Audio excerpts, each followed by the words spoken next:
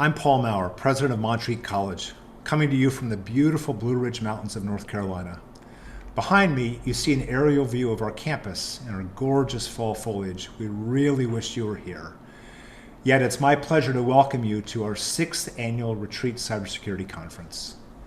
A consistent theme across our retreat conferences has been that cybersecurity problems and thus their solutions are both a technical and a human problem.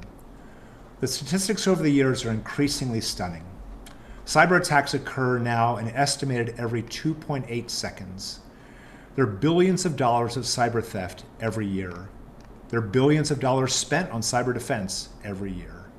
For example, just the reported ransomware attacks in 2020 reached at least 289 US school districts through mid-October after a surge in 2019.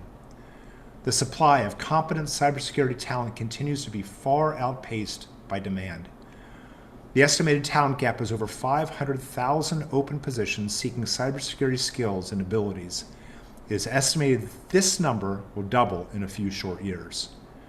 The global cybersecurity market is currently worth $173 billion annually and projected to grow to over $270 billion annually by 2026. And at that time, it is estimated that 77% of cyber spending will be for externally managed security services. So the question is, who can you trust and how would you know? This is a very significant problem.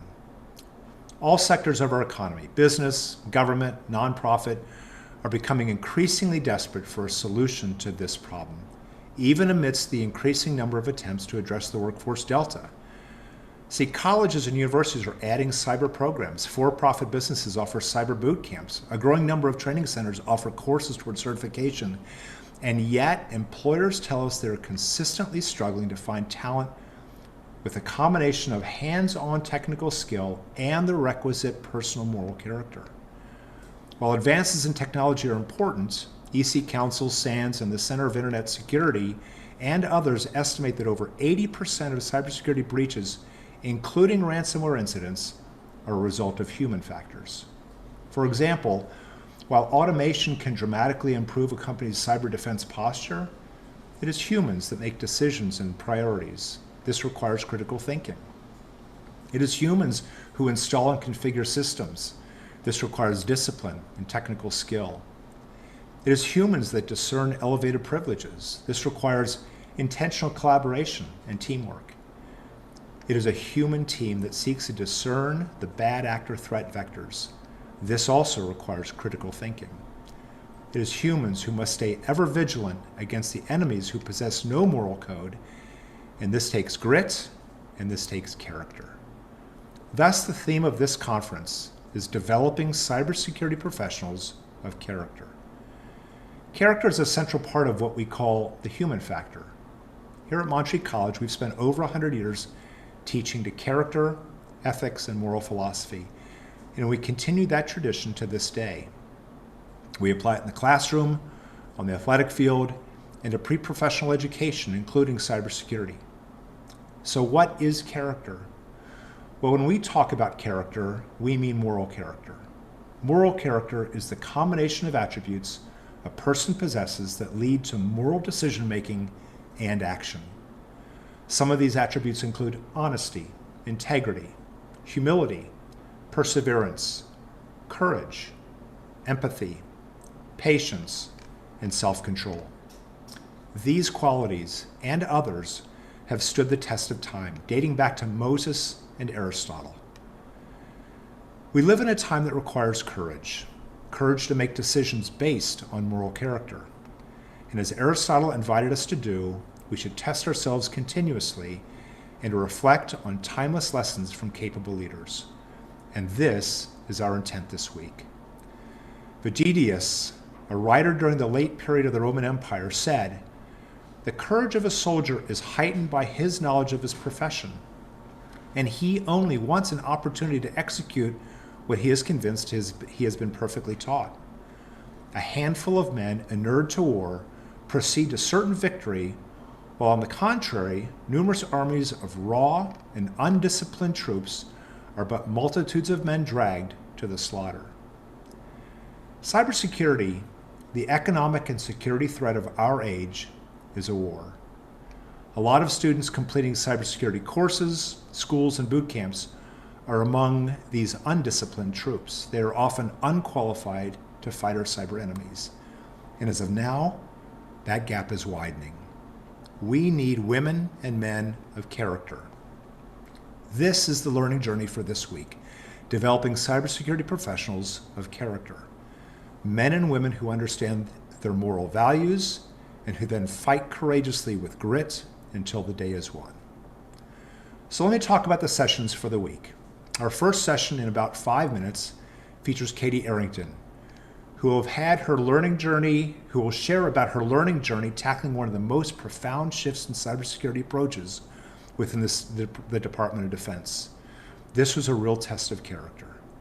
Immediately after Ms. Arrington, leaders from MePush will outline their journey to developing the technical skills, culture, and discipline to lead two of the largest ransomware incident response recovery services going on in America today. Tomorrow, Tuesday, we have leaders from the FBI, North Carolina Department of Public Safety, and North Carolina's Chief Risk Officer, Maria Thompson, to share a State of the Union with regards to cybersecurity and how they're collaborating under a whole-of-state approach to cybersecurity, setting North Carolina forth as a national demonstration model and one willing to develop unique public-private partnerships to improve our cyber posture. Tomorrow afternoon, we have a leadership collaboration and team alignment workshop led by Colonel George Ustra. While not specific to cybersecurity, Colonel Ustra brings nearly 30 years of teaching, mentoring, and experience within the Special Operations Command of the United States Air Force. Bring your team and then bring them together for a very rewarding time with Colonel Ustra. Attendees for this session will be offered a subsequent opportunity to engage in a fun, team-building cyber escape room. We close tomorrow with a different yet insightful message from Charles Denler, the winner of 3 Emmys, 4 Global Music Awards, and many other awards. Charles has written music for Disney, NBC, Oprah, and many others, and he's created some of the most beautiful music of our day. As National Geographic wrote about him, he's a genius. Come hear how he stays curious at the top of his game after decades in the music business. Wednesday, we have a follow-up to the insights from MePush regarding major incident responses. Come hear Casey Marquette of Cognizant outline the tremendous perfect storm of dealing with a major ransomware incident during the middle of a pandemic, which sent thousands of staff home around the globe just when they were needed most. This is a talk about grit. Wednesday afternoon, we have 2 distinguished technical leaders who have architected and led major organizations through the technically demanding and programmatically difficult shift to cloud-based development, hosting, and global e-commerce. Eric Gomez of Google and George Morris, CISO of OceanX, have some pragmatic and hands-on experience to share. Wednesday closes with a live demonstration of a leading cyber range platform designed for accelerated learning, simulating real-world scenarios. You don't want to miss it. Thursday, we host 3 sessions from leaders we are proud to say are friends of the college and members of our advisory council here at Montreat College. Although Keith Gordon has left Ally Bank, he rejoins with his former team, including Hayes Rudder, to tell the story of a journey in critical thinking to develop a fraud fusion center. Later, Ed Scotus will reflect on 20 years of lessons in building a great culture to be both technically proficient and have fun with your cyber team. We close Thursday from a special guest, Dave Kennedy, a most accomplished and scary smart cyber specialist. He will share his insights on understanding our cyber adversaries and appropriate defense strategies. You won't want to miss at least the first 5 minutes of both Ed's and Dave's session. Any presentation that starts with both a flux capacitor and a World War II Enigma machine is must-watch TV. Friday is a bit of a departure. One of the most accomplished competitive hackers in the world-renowned OSINT specialist, Joe Gray, will give a live demonstration of tools, tips, and techniques of the trade. Just how much open source information, OSINT, is available and that can be used to track down the bad guys. Joe will be paired with a quite sharp but paranoid CISO, Chris Wallace, the CISO of our own Buncombe County here in North Carolina. While Joe outlines how to find someone that does not want to be found, Chris counters with some very interesting techniques to avoid being found. Disposable, random, secure, untraceable emails, credit cards and phones, anyone? Great leaders understand and act on character, and they seek to further develop character in others to help them become all they can be. Cybersecurity is a demanding, long road which demands the 6 values we built our conference around. These 6 values are technical skill, critical thinking, discipline, collaboration, curiosity, and grit. We hope this week is informative and helpful to you and your team. Thanks for your participation, and a special thank you to the impressive lineup of speakers who will share their hard-fought wisdom with us this week.